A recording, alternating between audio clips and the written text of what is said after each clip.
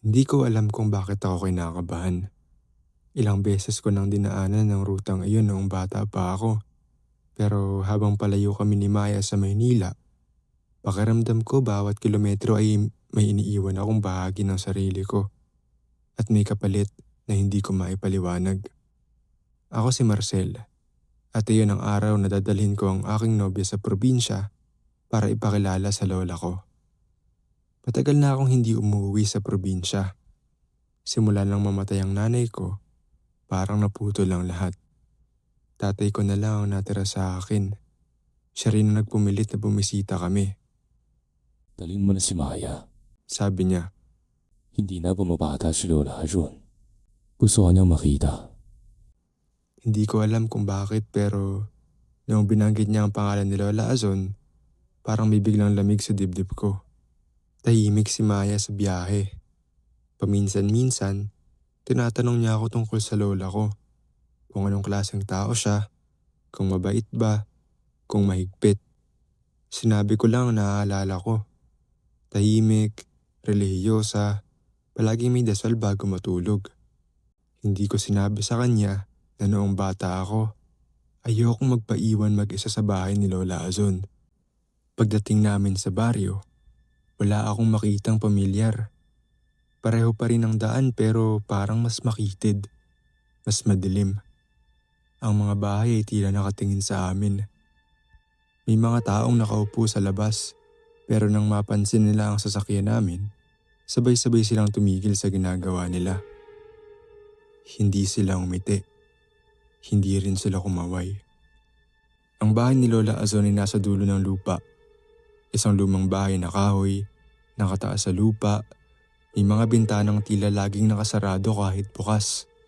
Bumaba ako ng sasakyan at agad kong naamoy ang lumang kahoy. At isang amoy na hindi ko matukoy. Parang insenso. Parang dugo. Dito na? Tanong ni Maya. Tumango ako kahit hindi ako sigurado kung gusto ko pang pumasok. Pagbukas ko ng pinto, agad kaming sinalubong ng isang matinis ngunit pamilyar na boses. Marcele, Nakatayo si Lola Azon sa gitna ng sala. Mas tuwid siya kaysa sa naaalala ko. Mas malinaw ang mga mata. At ang ngiti niya, hindi ko alam kung bakit pero parang hindi para sa akin. ang laki mo na ha. Sabi niya. Lumapit ako at hinalikan ang kamay niya. Malamig. Hindi lang malamig. Walang buhay.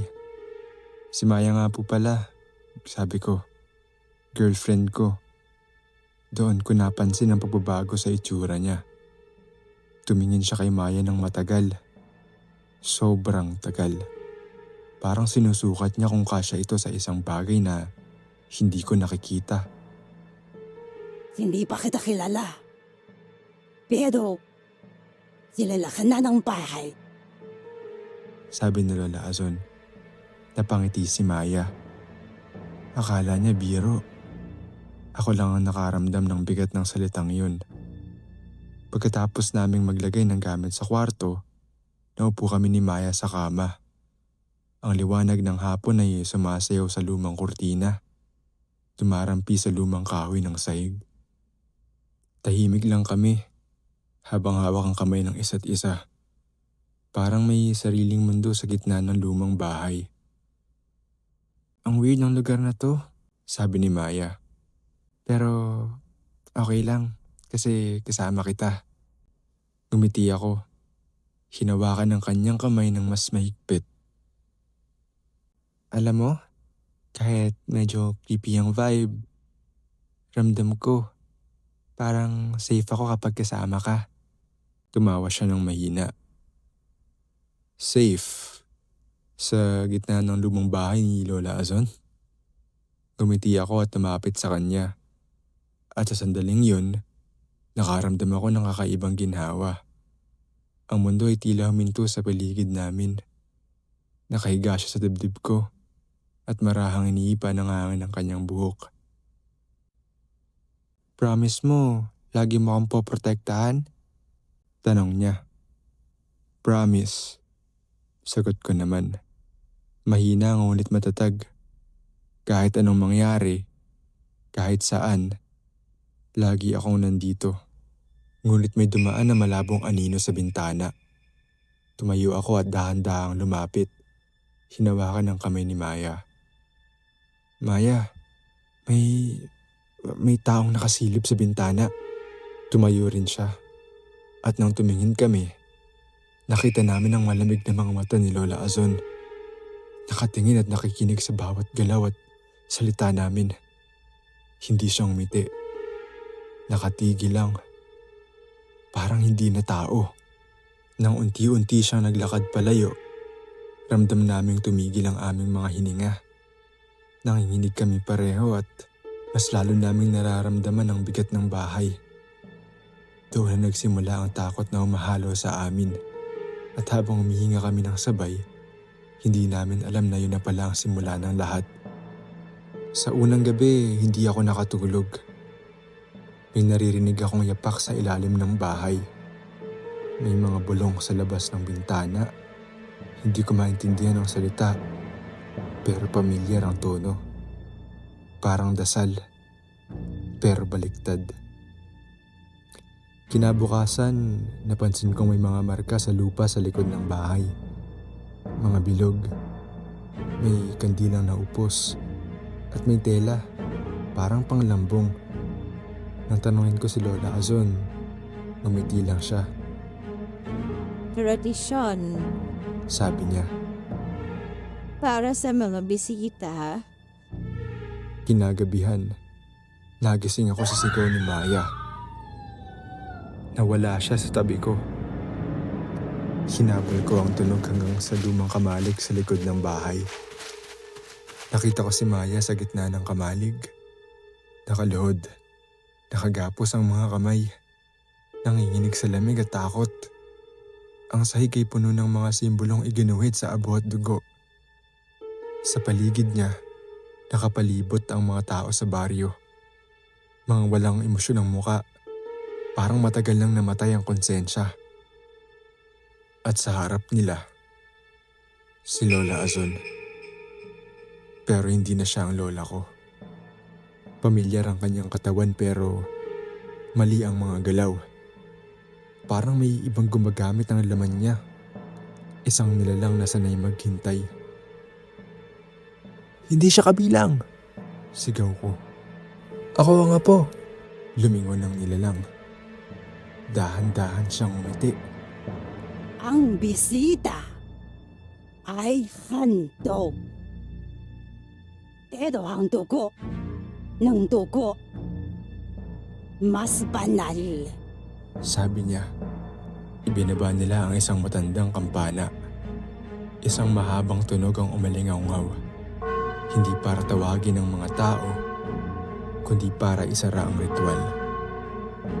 Nang tumunog iyon, napansin ko ang mga lubid sa pulso ni Maya. Unti-unting lumuwag. Doon ko napagtanto. Hindi nila siya papatayin. Kailangan nilang masdan muna ang takot. Lumapit ako pero may humarang. 3, 4, lahat sila sabay-sabay. Parang isang katawan. Tumingin ako kay Maya. Umiling ako. Hindi pa.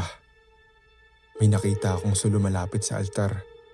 Hinablot ko iyon at itinapon sa mga telang nakapaligid sa kamalig. Agad kumalat ang apoy. Hindi malakas, pero sapat para guluhin ang ayos nila. Nagkagulo. Hindi sila tumakbo palayo. Lumapit sila sa apoy. Parang parte iyon ng seremonya. At doon ko nakita ang pagkakataon. Sumigaw ako. Hindi sigaw ng tulong. Hindi sigaw ng galit. Kundi sigaw ng pag-aalay. Ako! Sigaw ko. Ako ang handog! Tumigil ang apoy sa paningin nila. Sabay-sabay silang humarap sa akin. At doon ko sinabi ang mga salitang hindi ko alam kung totoo, pero pinaniwalaan nila. Dugo ko ang nagbalik sa inyo rito. Dugo ko ang magbubukas. Lumapit ang nilalang sa katawan ni Lola Azon. Hinawakan niya ang noo ko. Ramdam ko ang lamig, hindi ng kamay, kundi ng kamatayan. Tingnan ninyo Sabi niya sa kanila. ang kusang loob. Sa sandaling yun, iniutos niya ang hindi ko inaasahan. Palayain ang babae. Tinanggal nila ang lubid kay Maya. Hindi dahil sa awa, kundi dahil hindi na siya ang kailangan. Napatingin siya sa akin. Umiiyak, nanginginig, ayaw umalis. Sumigaw ako sa kanya. Tumakbo ka na! Hindi sila gumalaw. Hindi sila humabol. Dahil nagsimula na ang ritual. Ipinako nila ako sa gitna ng bilog. Ang dugo ko ang ginamit sa mga simbolo. Ramdam ko ang bawat hiwa. Hindi mabilis, hindi marahas. Sadyang mabagal para maramdaman ko ang bawat segundo. Habang nagdidilim ang paningin ko, nakita ko si Maya sa dulo ng daan. Tumatakbo, nadadapa, bumabalik ng tingin. At sa huling sandali ng hininga ko, nakita ko ang apoy na lumamon sa kamalig. Hindi ko alam kung sinadya o hindi. Ang alam ko lang, nakalabas siya.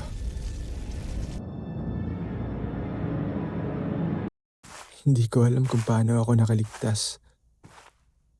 Alam ko lang na may kapalit ang bawat hakbang ko palayo. At habang palayo ako sa baryong yun, may pangako akong inuulit sa sarili ko. Babalikan ko kayo. Hindi bilang biktima, kundi bilang wakas.